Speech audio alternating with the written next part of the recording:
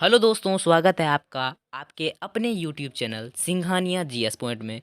दोस्तों, हम लोगों ने एक बैच स्टार्ट किया है जिनका नेम है एग्ज़ाम एक्सप्रेस, और ये पॉलिटी सीरीज़ आप वॉच कर रहे हो एंड इनका हिस्ट्री सीरीज़ भी आएगा और भी एनी सब्जेक्ट्स हैं जिनका आपको सीरीज़ मिलेगा, जो कि आपके एग्ज़ाम्स के लिए प्रिपरेशन के लिए बहुत ही हेल्पफुल होगा। और ये किन किन एग्ज़ाम के लिए है वो आपको थंबनेल पे या फिर अभी स्क्रीन पे शो हो रहा होगा। सो आप देख सकते हो सीडीपीओ, बहुत सारे एग्ज़ाम्स हैं, बिहार दरोगा सचिवालय, दरोगा स्पेशल, यूपीएससी, इन सब के लिए।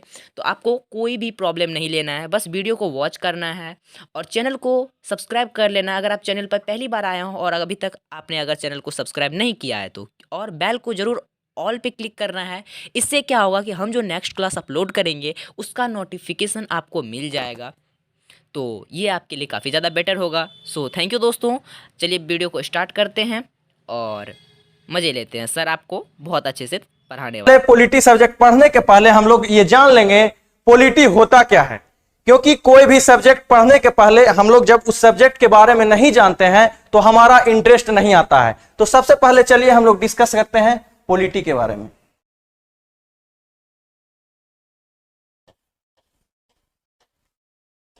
पॉलिटी, कलर चेंज कर लेता हूं, पॉलिटी। देखिए, नए अंदाज के साथ, नए वीडियो के साथ हम लोग यहां प्रेजेंट हैं एक नए सीरीज लेके, और इसमें जो है हम लोग स्टार्टिंग से ये हमारी कोशिश रहेगी कि आपका जो है समझ को विकास करते हुए एक ऐसा वीडियो बनाया जाए, एक ऐसा कंटेंट आपको दिया जाए ताकि जो है फैक्ट के साथ साथ आपको पढ़ने में जो है इंटरेस्ट जगे। तो सबसे पहले इंटरेस्ट जगाने के लिए हम सब्जेक्ट का पहले परिचय दे लें, परिचय समझ ले कि पॉलिटी पढ़ते हैं तो आखिर क्या पढ़ते हैं पॉलिटी में हम लोग, ऐसा क्या जरूरी है। क्योंकि देखिए, बहुत सारे चीज लोग सब्जेक्ट समझते नहीं है, पढ़ते रहते हैं और सब्जेक्ट के बारे में मालूम रहता नहीं है। तो सबसे पहले आज हम समझेंगे पॉलिटी के बारे में। तो सबसे पहले पॉलिटी का हिंदी, जैसा कि आप लोग सब जानते हैं कि राज व्यवस्था होता है। क्या होता है दोस्तों? राज व्यवस्था।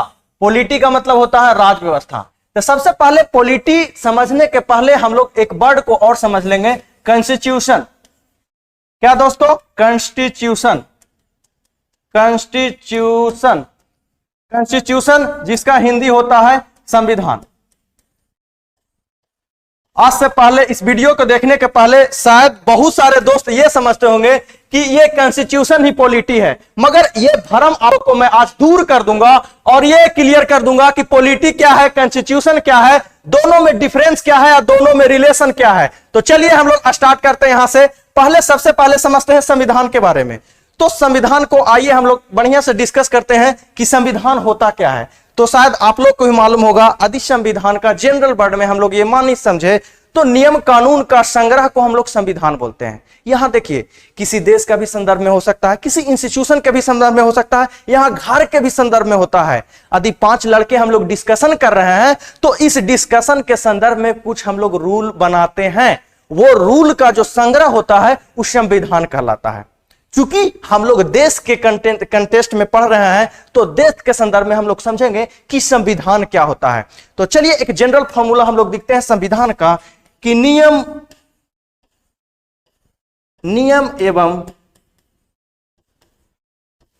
एवं कानूनों का संग्रह, नियम एवं कानूनों का संग्रह जिसके आधार पर किसी देश का शासन संचालित होता है।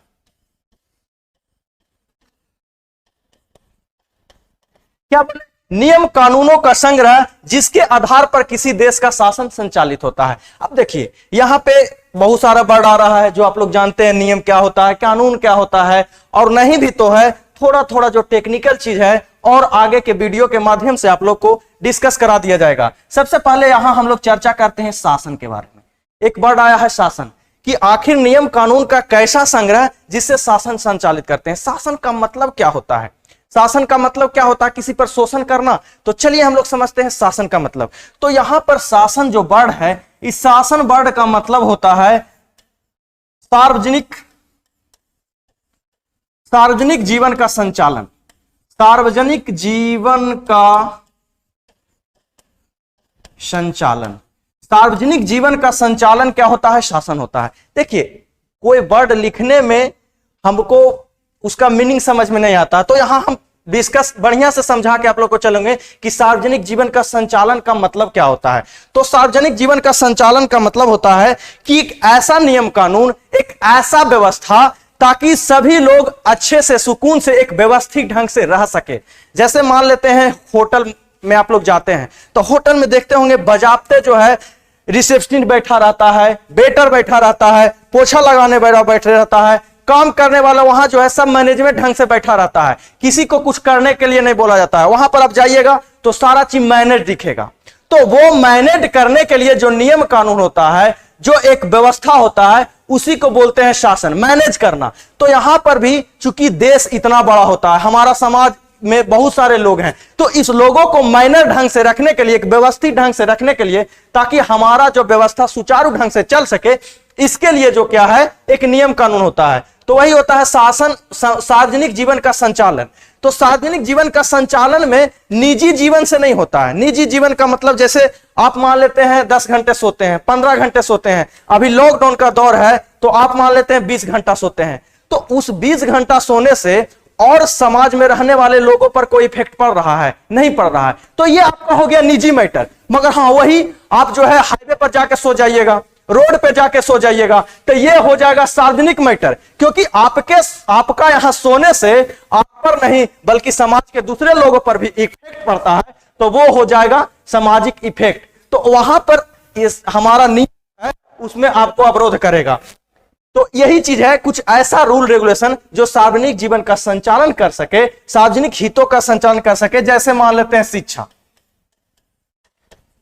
शिक्षा जैसे हो गया स्वास्थ्य सुविधा,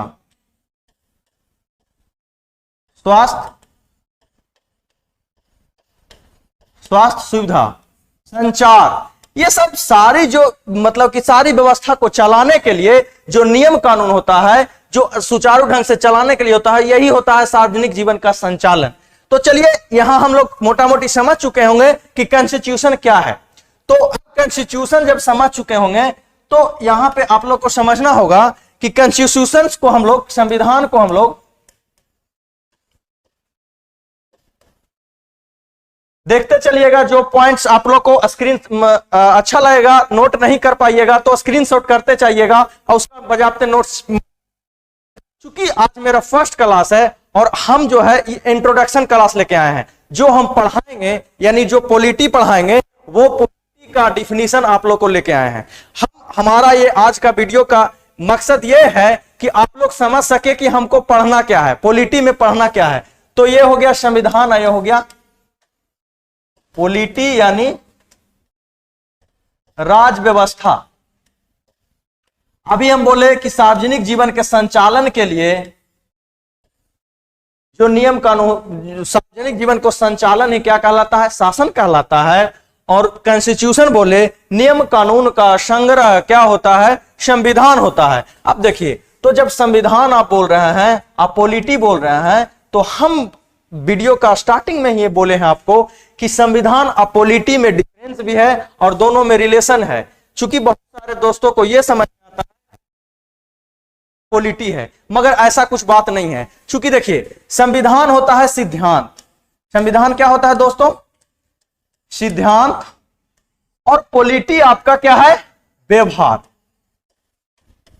अब देखिए, ये बहुत बड़ी बात हम बोल दिए कि ये सिद्धांत होता है, ये व्यवहार होता है। अब हम चूंकि पढ़ा रहे हैं संविधान पॉलिटी, और पॉलिटी में बात कर रहे हैं सिद्धांत का और व्यवहार का, तो ये सिद्धांत और व्यवहार का क्या रिलेशन है? तो इसके लिए हम लोग सबसे पहले समझेंगे कि आप पहली बार सपोज डेट आप कार चलाना सीखते होंगे, तो कार चलाने के सीखने के लिए आपको कोई भी बता देगा कि कार आप सीखने जाइएगा तो जो है गियर मारिएगा, एक्सीलरेटर क्लच तोड़िएगा, उसके बाद ऐसे घुमाइएगा तो कार मूव करने लगेगा। मगर इतना बाद मोड़ आएगा तो मोड़ पर गाड़ी को स्लो कीजिएगा, उसके बाद मोड़िएगा, थोड़ा सा ब्रेक मारिएगा। तो ये बोलने से आपको कोई बोल दे, हमको कोई समझा दे, क्या मैं कार चला पाऊंगा? तो मैं जब कार नहीं चला पाऊंगा तो कार चलाने के लिए क्या चाहिए? वो नॉलेज के साथ साथ व्यवहारिक नॉलेज। यहाँ पर बोल तो दिए कि कार को स्लो करना है, मगर कितने अमाउंट में स्लो करना है? यदि रोकने के लिए ब्रेक मारना है, कितने, क्या डायरेक्ट ब्रेक कि धीरे धीरे ब्रेक मारना है? ब्रेक मारने के दरमियान क्या हमारा स्पीड को स्लो करना है? तो ये सारी बातें जो है वहां लिखा हुआ नहीं रहता है। बताया तो ये बात को डिस्कस नहीं करेगा कि कितना अमाउंट कम करना है, कितना ज्यादा करना है, और वो बताएगा भी तो अच्छा से क्लियर नहीं होगा।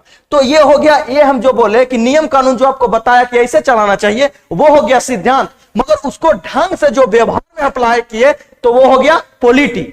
यहां पर ये एग्जाम्पल इसलिए लिए हैं ताकि आगे जो एग्जाम्पल लेके हम चलेंगे पॉलिटी से संबंधित तो आप लोग को क्लियर हो चुका। आई होप दैट कि ये जो एग्जाम्पल हम लिए ये आपके व्यवहारिक जीवन से रिलेट करके आपको चीजें को समझने में आपको आसानी होगी। तो यहां पे समझेंगे सबसे पहले आर्टिकल 17 की बात। आर्टिकल 17 जो है, देखिए अब यहां पे जो बच्चे स्टार्टिंग होंगे, जो पहले पॉलिटी नहीं पढ़े होंगे, उनको लगा होगा आर्टिकल 17 क्या है। तो हमारी ये कोशिश है कि आप कभी भी नहीं पढ़े हैं पॉलिटी, फिर भी यहां से भी स्टार्ट कीजिएगा तो हम आपको वो चीज का ध्यान रखेंगे और कहीं पे आपको प्रॉब्लम नहीं होगा। तो सबसे पहले आर्टिकल 17 जो आपका संविधान का आर्टिकल है, देखिए आर्टिकल क्या होता है, अनुच्छेद क्या होता है, भाग क्या होता है, ये सारी डिस्कस होगी। मगर धीरे धीरे पहले हम लोग ये समझ ले आज का सेशन से कि पॉलिटी होता क्या है, उसके बाद हम लोग धीरे धीरे सारा चीज को कवर करेंगे। तो यहां से आप लोग समझिएगा सबसे पहले कि आर्टिकल 17 कहता है कि अस्पृश्यता एक दंडनीय अपराध होगा, एक दंडनीय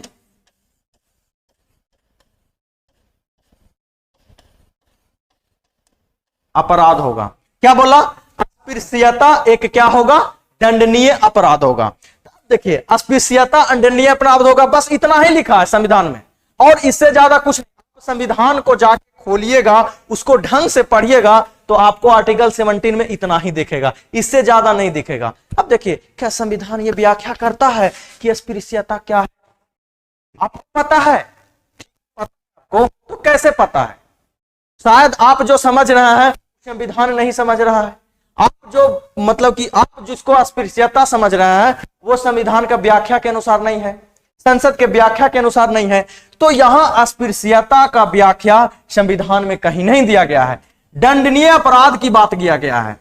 तो दंडनीय अपराध ठीक है, आप बोलते हैं कि जब अस्पृश्यता कोई करेगा तो उसको हम दंड देंगे, तो कैसा दंड दीजिएगा? दंड बहुत प्रकार का होता है। दंड में क्या होता है? कारावास होता है। दंड में क्या? आपको जेल भी भेज दिया जाएगा। दंड में क्या? आर्थिक दंड भी दिया जाता है। आर्थिक दंड मतलब कि जुर्माना भरा जाता है। उसके बाद जो है मृत्यु दंड भी दिया जाता है। तो कैसा दंड दीजिएगा? आखिर कारावास दीजिएगा तो कितना दिन का कारावास दीजिएगा? यदि किसी पे जुर्माना लगाइएगा तो कितना का जुर्माना लगाइएगा? ये सब कहीं बात जो है संविधान में नहीं लिखा गया है। यह भी कहीं नहीं लिखा गया है कि अस्पृश्यता जो होगा वो अस्पृश्यता क्या होगा, ये कहीं नहीं लिखा गया है। तो आखिर इसको हम समझे क्या? किसी को समझ लेंगे। तो इसको कंप्लीट करने के लिए, इस सिद्धांत को कंप्लीट करने के लिए संसद का हमको क्या चाहिए? सहारा चाहिए। किसका चाहिए सहारा? संसद का सहारा चाहिए। संसद कानून बना के ये स्पष्ट करती है कि अस्पृश्यता क्या होगा, और यदि लोग अस्पृश्यता करेगा तो उसके लिए क्या दंड मिलेगा। यदि एक बार अस्पृश्यता किया है तो उसके लिए दंड, यदि दोबारा अस्पृश्यता किया है तो उसके लिए क्या? दंडनीय अति ज्यादा दंड। जैसे देखिए इसी संसद जो है एक कानून बनाया है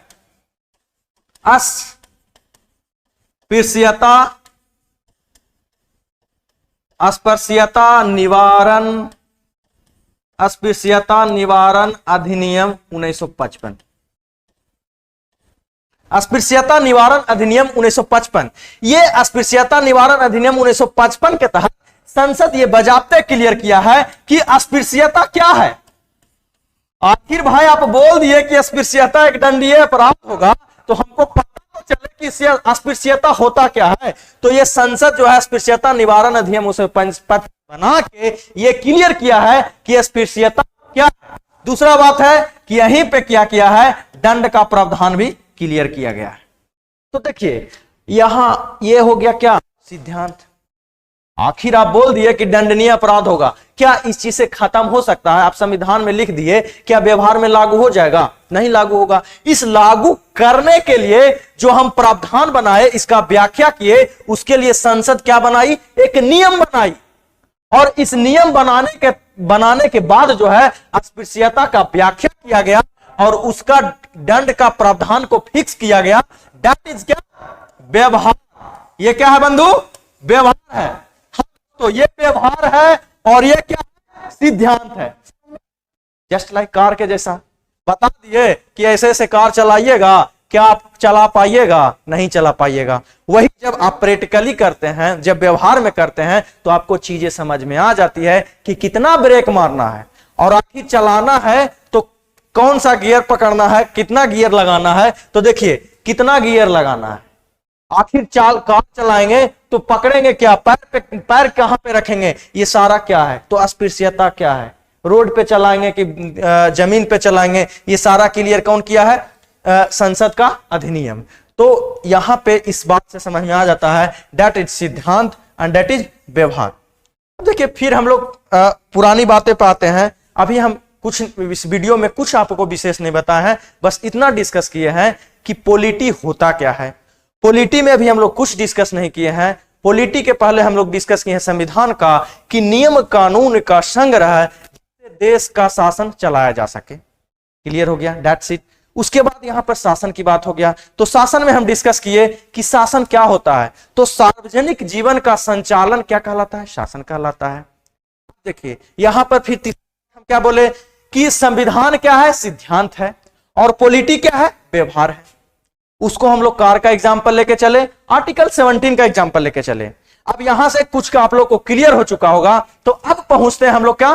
पॉलिटी के फिर डिफिनीशन पे। संविधान का डिफिनीशन क्लियर हो गया होगा। जिसको ये सारी चीजें जो है नोट करते चलिएगा, नोट नहीं कर पाइएगा तो स्क्रीनशॉट कर लीजिएगा और सारी बात एक जगह कलेक्ट करके रख लीजिएगा। यदि राइटिंग पता नहीं चल रहा होगा तो आप कमेंट करके हमें आप बता दीजिएगा कि कहां पे आपको प्रॉब्लम हो रहा है। तो चलिए हम लोग चलते हैं पॉलिटी का डिफिनीशन में। तो चलिए पॉलिटी का डिफिनीशन, क्योंकि संविधान का डिफिनीशन आपको बता दिए, तो संविधान का डिफिनीशन वहां से स्क्रीनशॉट कर लीजिएगा।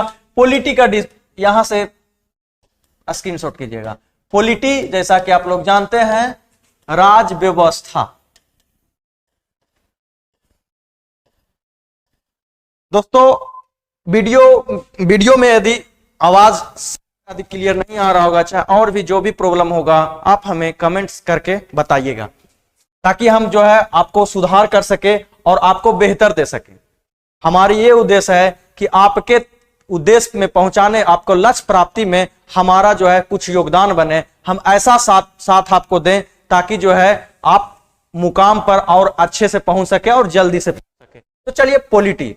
और दूसरी बात है कि हम लोग जो है पढ़ाने के दरमियान फैक्ट पे ज्यादा ध्यान ना देके समझ पे जोर दे रहे हैं, ताकि जब समझ आपको विकास कर जाएगा, जब आपको इंटरेस्ट आ जाएगा सब्जेक्ट के प्रति, तो वो है ऑलरेडी आपको समझ में आने लगेगा। ये कहता है ना यादों के जंजाल, हम ये कोशिश कर रहे हैं कि आपको यादों के जंजाल से छोड़ा जाए। यदि मान लेते हैं बैठेंगे सुबह शाम रटते रहेंगे तो कितना ही रटिएगा, अब फिर क्वेश्चन नहीं बनेगा। तो यादों के जंजाल से हट के हम ये पूरी कोशिश कर रहे हैं कि समझते हुए काम को आगे बढ़े। टाइम ज्यादा लगेगी मगर जो भी तैयारी होगी परफेक्ट तैयारी होगी। तो चलिए पॉलिटी की बात करते हैं। तो पॉलिटी क्या बोले? देखिए पॉलिटी में हम लोग पढ़ेंगे अनुप्रयोग।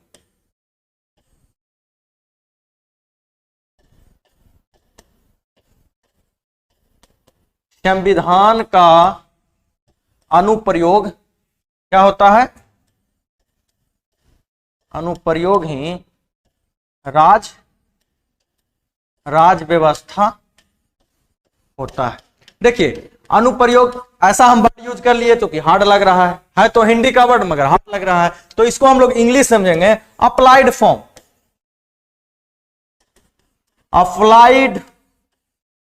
Applied form of constitution. Applied form of constitution is called polity. हो क्या है? तो यही है पॉलिटी है।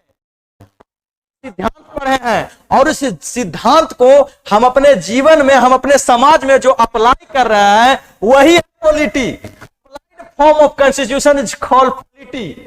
देखिए यहां पे अप्लाइड कैसे करेंगे, तो इस अप्लाइड में जो है संसद के कानून आएंगे, संसद के कानून आएंगे। जब तक संसद के कानून नहीं आएंगे, जब तक ये बात पूरा नहीं होगा, उस संविधान का आर्टिकल हम पढ़ के उस चीज को क्लियर नहीं कर पाएंगे। तो संसद का कानून हमको देखना पड़ेगा, तब हमको क्या होगा, क्लियर होगा मैटर, और वो हो गया पॉलिटी। अब देखिए दूसरा मैटर होता है न्यायालय के निर्णय। न्यायालय का निर्णय, देखिए यहां पे क्या है, चीजें आपको अभी टफ लग रहा है, मगर शांति से आप वीडियो देखिए, एक एक चीज एक एक पॉइंट पर हम अच्छे से क्लियर करेंगे कि संसद के कानून के साथ संविधान का क्या रिलेशन है, न्यायालय के निर्णय का रिलेशन है। बहुत सारे चीज जो आप रटते हैं कि ये संविधान में है, मगर आपको ये पता चलेगा कि वो संविधान में ना होके संसद के कानून से निकला है, वो संविधान में ना होके न्यायालय के निर्णय से निकला है। तो ये सारे क्लियर होगा। तो कैसे करेंगे, अप्लाइड करने के लिए हमें जो है संसद के कानून चाहिए, न्यायालय के निर्णय होगा, और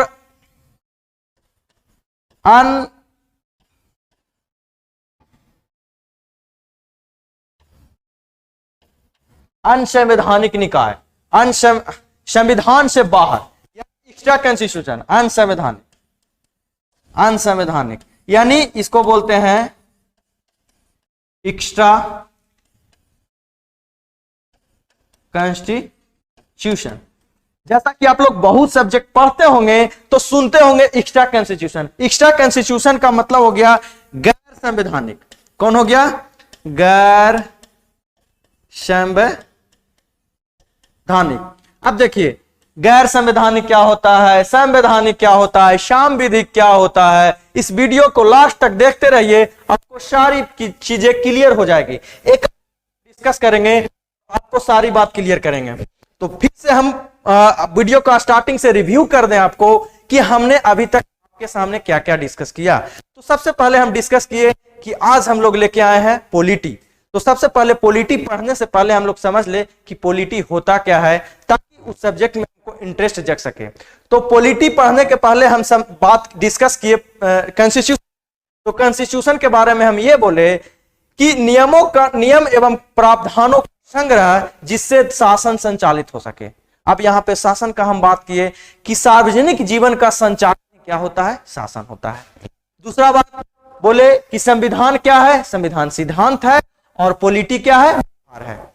देखिए व्यवहार क्या है, यही बात हम यहां लिखे हैं पॉलिटी का डिफिनीशन में, applied form of constitution is called polity, यानी का अनुप्रयोग ही क्या है, राज्य व्यवस्था है। अब ये अनुप्रयोग कैसे, इसमें कौन कौन सा शामिल होगा, तो इसको अनुप्रयोग करने के लिए, जैसा कि आप लोग अस्पृश्यता का अंत देखें, क्या हम समाज में अस्पृश्यता का अंत संविधान के कानून से कर सकते हैं? क्या वो संविधान में लिख देना वो इनफ था? यहां पे आप चर्चा किए अस्पृश्यता का, चर्चा किए, आप चर्चा किए दंडनीय अपराध है, तो आप दंड फिक्स किए कि कितना दंड दिया हुआ। आज संविधान खोल के देखिए, कहीं पे दंड नहीं लिखा हुआ कि कितना दंड होगा। आप अस्पृश्यता की बात किए, आप ये डिफाइन नहीं किए कि अस्पृश्यता होता। इसको जब आप डिफाइन करने के लिए किसका सहारा लेना पड़ता है, संसद को सहारा लेना पड़ता है। बहुत सारे चीजों स्पष्ट क्लियर नहीं समझ में आता है आखिर ये होता कैसे है। जैसे आज भी उलझा हुआ है आर्टिकल 21, आज भी आर्टिकल 21 जो है ये क्लियर नहीं पढ़ पाया है कि निजता होता क्या है। हमेशा देखिएगा कि निजता के संदर्भ में बार बार जो है, बार बार कुछ ना कुछ निर्णय देते हुए बार बार ऐड होते जा रहा है, ये भी निजता है, ये भी निजता है, ये भी निजता है। तो जैसे जैसे न्यायालय अपना निर्णय देती है वो आर्टिकल जो है क्लियर होता है। तो यहां पे क्या है, संसद के कानून आते हैं, यहां पे क्या आते हैं, यहां पे देखिएगा, यहां पे संसद के कानून आते हैं, यहां पे न्यायालय के निर्णय आते हैं, यहां पे गैर संवैधानिक बॉडीज आते हैं, गैर संवैधानिक निकाय एवं संस्थाएं आती है। तो चलिए एक एक करके हम चर्चा करेंगे कि संसद के कानून क्या होता है, न्यायालय के निर्णय से क्या चीज क्लियर होता है, और अनसंवैधानिक निकाय क्या होता है। इसी के संदर्भ में हम लोग पढ़ेंगे कि संवैधानिक, गैर संवैधानिक क्या होता है, और असंवैधानिक क्या होता है, कार्यकारी क्या होता है। तो चलिए इस बात को क्लियर करें। स्क्रीनशॉट ले लीजिएगा जरूर, स्क्रीनशॉट जहां भी करके आप लोग लेते चलिएगा, उसको बजाते आप नोट्स बना लीजिएगा। और यदि आपको मेरे लिखा हुआ सेंटेंस अच्छा से नहीं दिख रहा होगा तो आप बोलिएगा, हम उसमें इंप्रूवमेंट करेंगे। तो यहाँ पे है संसद का कानून। पहला नंबर जो आपको समझाए आर्टिकल 17, इसी को हम चले, इसी को फिर से हम चलते हैं कि अभी हम बोले अस्पृश्यता का अंत। अस्पृश्यता एक क्या होगा, दंडनीय अपराध है। अस्पृश्यता क्या है, दंडनीय अपराध है। ये हमारा क्या हो गया, अभी बोले थे, पिछले बार बोले थे, आपको याद होना चाहिए, ये क्या है, सिद्धांत है। इस सिद्धांत को जब तक हम किसी बल के द्वारा अप्लाइड नहीं करेंगे तब तक ये अधूरा रहेगा। तो इसको अप्लाई करने के लिए जो व्यवहार है इसका, ये व्यवहार कहलाता है पॉलिटी। ये हो गया कौन, कॉन्स्टिट्यूशन। तो जैसे अस्पृश्यता, तो अस्पृश्यता क्या है, दंडनीय अपराध। दंड कितना,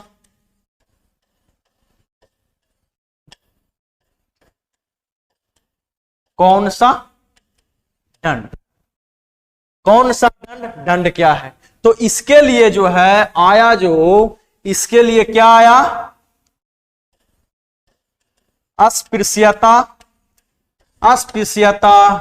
निवारण अधिनियम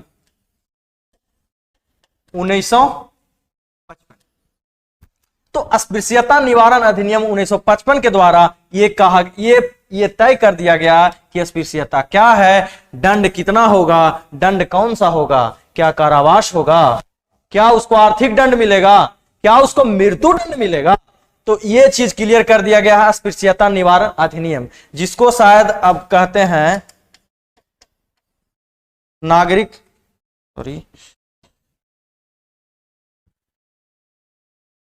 इसको कहते हैं, इसको शायद अब कहते हैं नागरिक अधिकार संरक्षण अधिनियम। शायद अब ये नाम चेंज होके अब ये बन चुका है। ठीक है, तो ये क्या है, ये है संसद का, ये है आपको संसद का कानून। ये बात हमको क्लियर हुआ किससे, संसद का कानून से। जबकि ये हमारा संविधान है, ये है क्या, संविधान, ये है संविधान और ये है संसद का कानून। दैट्स सिद्धांत एंड दैट क्या, व्यवहार। तो यही तो अंतर है। तो एक चीज क्लियर हो गया कि संसद का कानून से कैसे पॉलिटी का रिलेशन है, जो हम क्या करते हैं, कॉन्स्टिट्यूशन से रिलेट करके जोड़ते हैं। अब दूसरा नंबर चलते हैं, चलिए इसको स्क्रीनशॉट ले लीजिएगा जहां प्रॉब्लम होगा। ठीक है, अब चलिए यहां पे दूसरा नंबर क्या है, दूसरा नंबर हम लोग बोले थे न्यायालय के निर्णय। न्यायालय के निर्णय, न्यायालय के निर्णय, न्यायालय के निर्णय के संदर्भ में जैसे हम लोग बात करते हैं आर्टिकल 19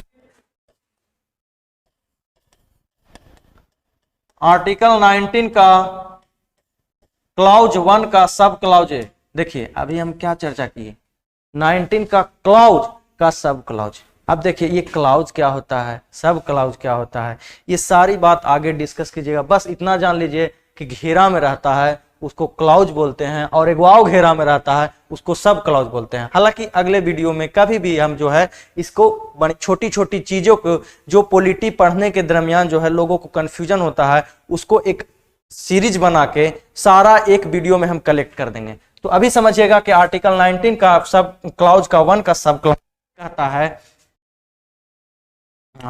विचार एवं अभिव्यक्ति की स्वतंत्रता।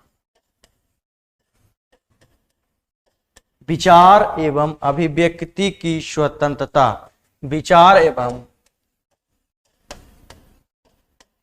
विचार एवं अभिव्यक्ति की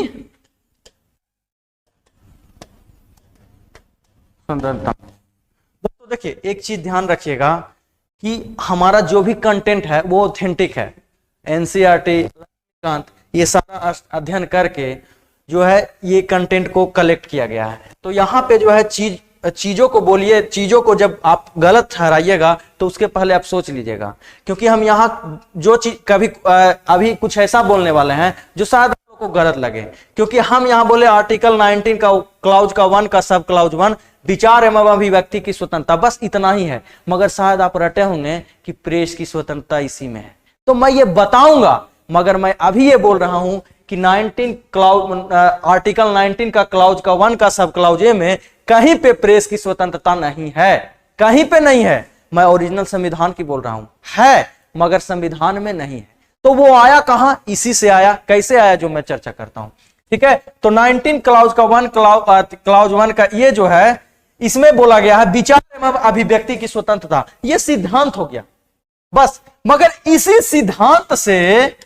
सिद्धांत से निकला है प्रेस की स्वतंत्रता, इसी की सिद्धांत से निकला है प्रेस की स्वतंत्रता और इंटरनेट, जिसके बारे में आज कहा जाता है कि खाना न मिलेगा तो चलेगा, मगर इंटरनेट नहीं मिलेगा तो आदमी का माइंड शांत नहीं हो सकता है।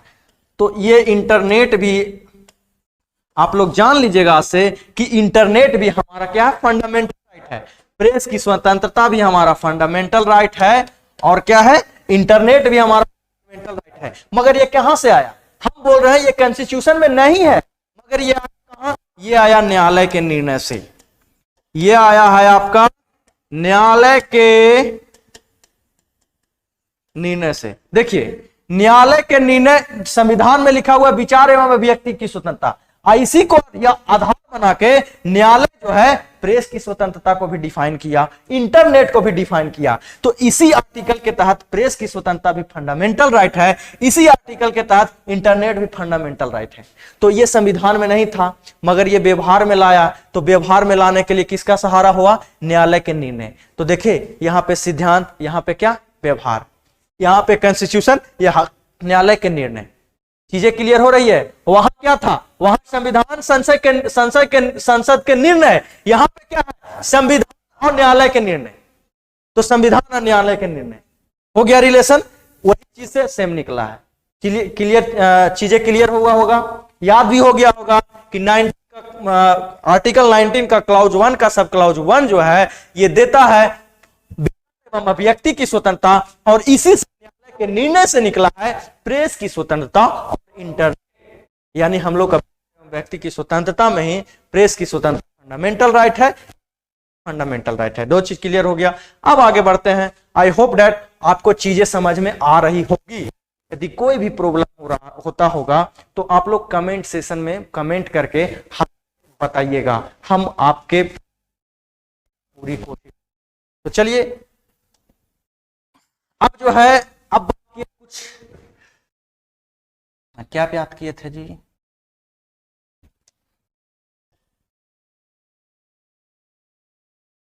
हाँ, कुछ निकाय, संवैधानिक निकाय, समझे ना, क्या संस्थाएं, कुछ संस्थाएं।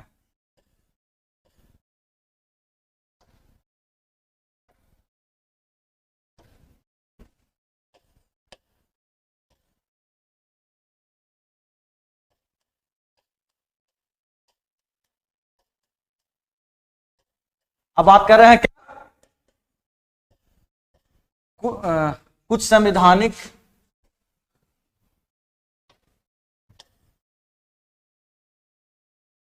इसको कह सकते हैं, देख लेते हैं। ठीक है, हाँ। तो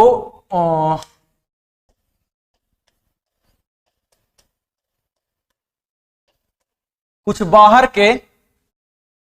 के संवैधानिक नहीं, हाँ, कुछ बाहर के संवैधानिक निकाय कह सकते हैं। तो चलिए इसमें हम डिस्कस करते हैं कि देखिए इंस्टीट्यूशन कितने प्रकार का होता है। तो इंस्टीट्यूशन कितने प्रकार का होता है, इसको डिस्कस करने के लिए सबसे पहले आप चर्चा करते हैं इंस्टीट्यूशन, संस्थाएं। संस्थाएं कितने प्रकार के होते हैं।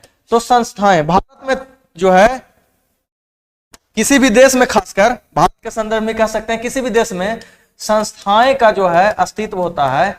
जैसे संस्थाएं की बात करें तो संस्थाएं क्या होता है, एक होता है संवैधानिक, क्या होता है जी, संवैधानिक। देखिए इसको क्लियर कीजिएगा अच्छा से, बहुत कंफ्यूजन रहता लोगों को, मगर आज मैं इस वीडियो के माध्यम से आपको सारी कंफ्यूजन को दूर पूरी कोशिश करूंगा। तो संस्थाएं कितने प्रकार का होता है? एगो संवैधानिक, सब सुने होंगे। एगो हो गया क्या? असंवैधानिक।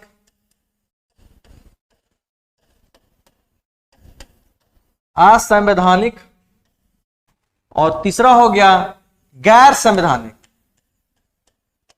गैर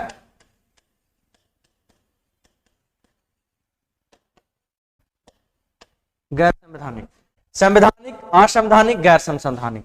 यहां जो है हम सबका इंग्लिश भी करते चलेंगे, चूंकि जो है बहुत जगह इंग्लिश में भी रहता है। तो संवैधानिक का हो गया constitution, constitutional bodies, constitutional bodies हो गया, ठीक है ना। असंवैधानिक का हो गया अनकॉन्स्टिट्यूशनल बॉडीज,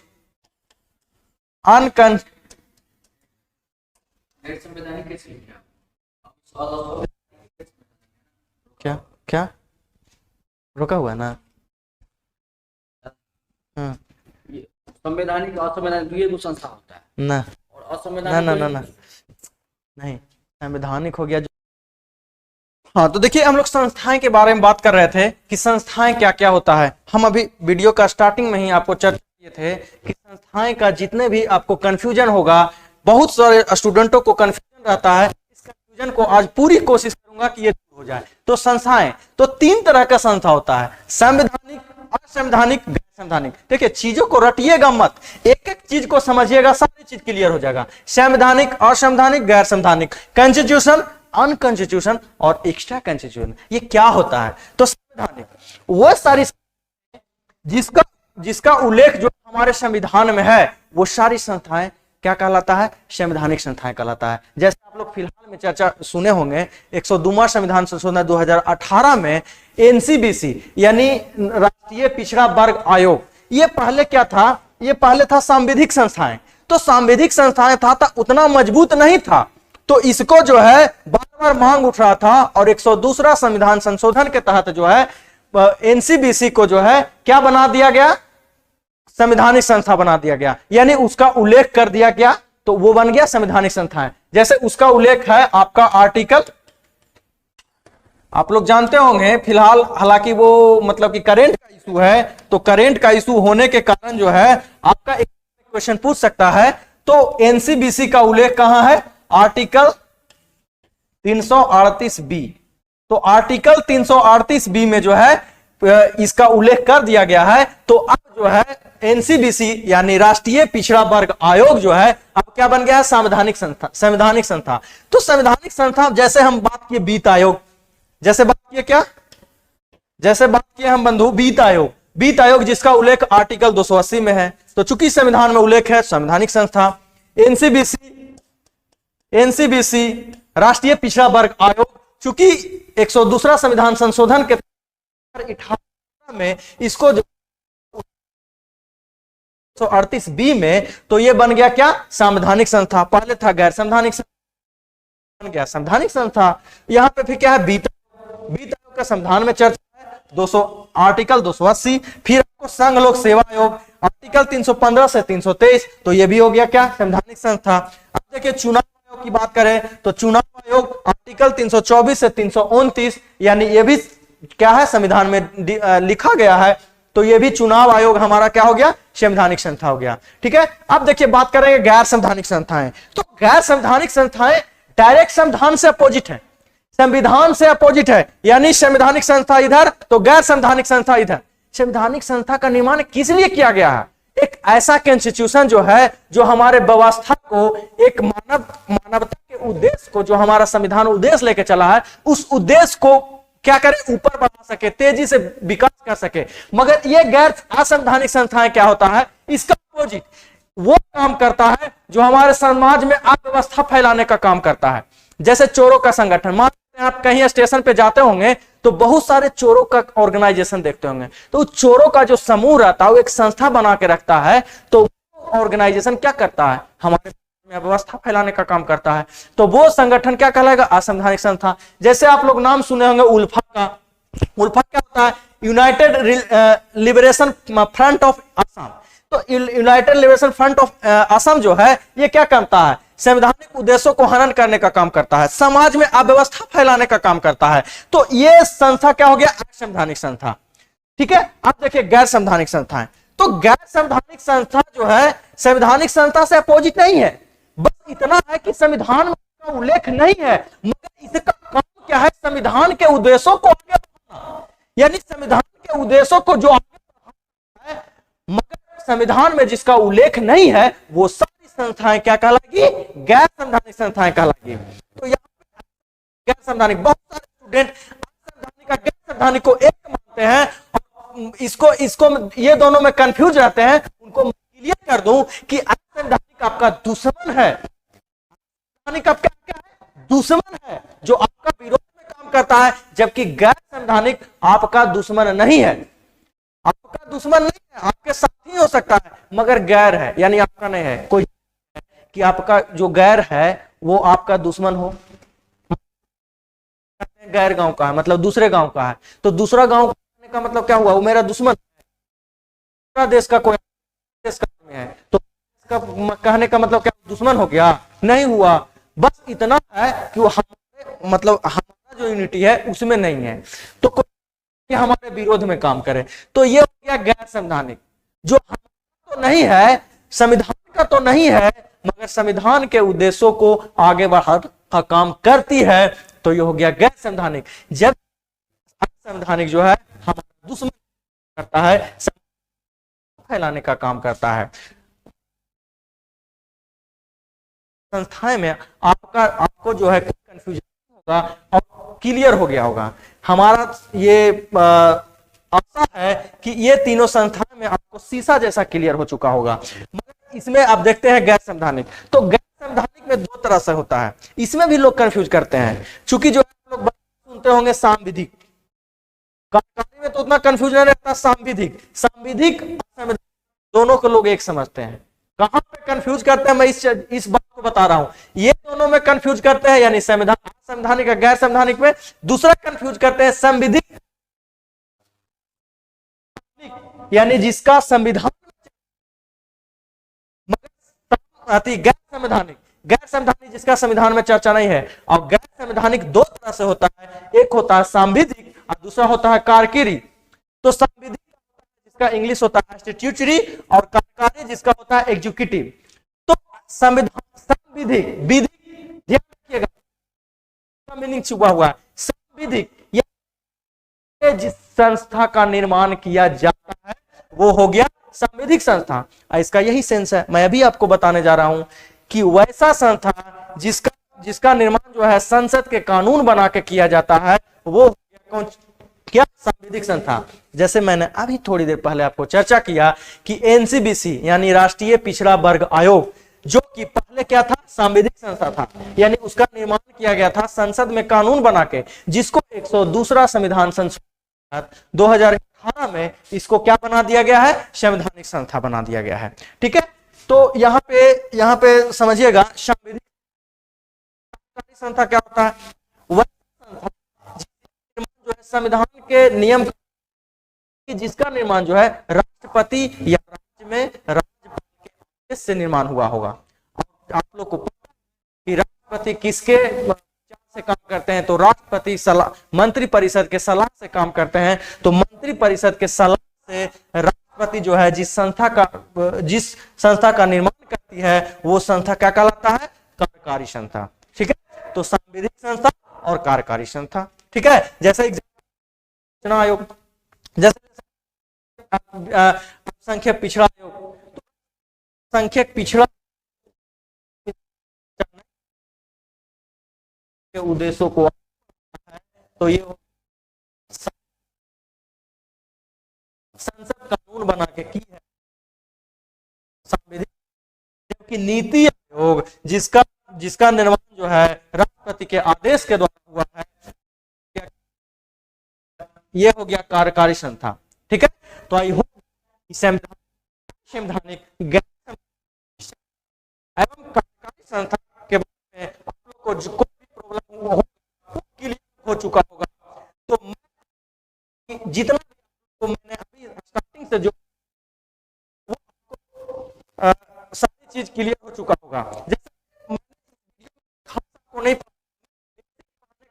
किया हूं, मैं समझाने का काम किया हूं कि क्या पॉलिटी में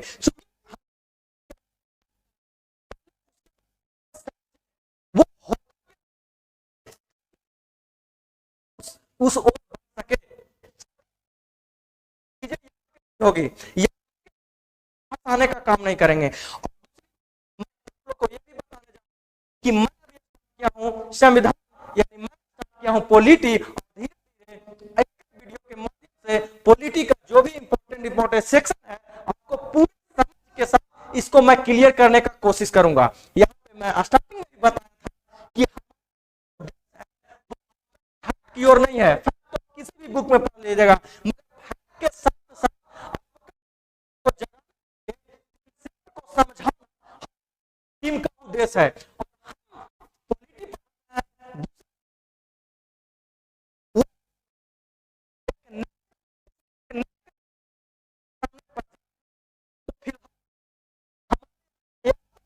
कि जितना के माध्यम से समझा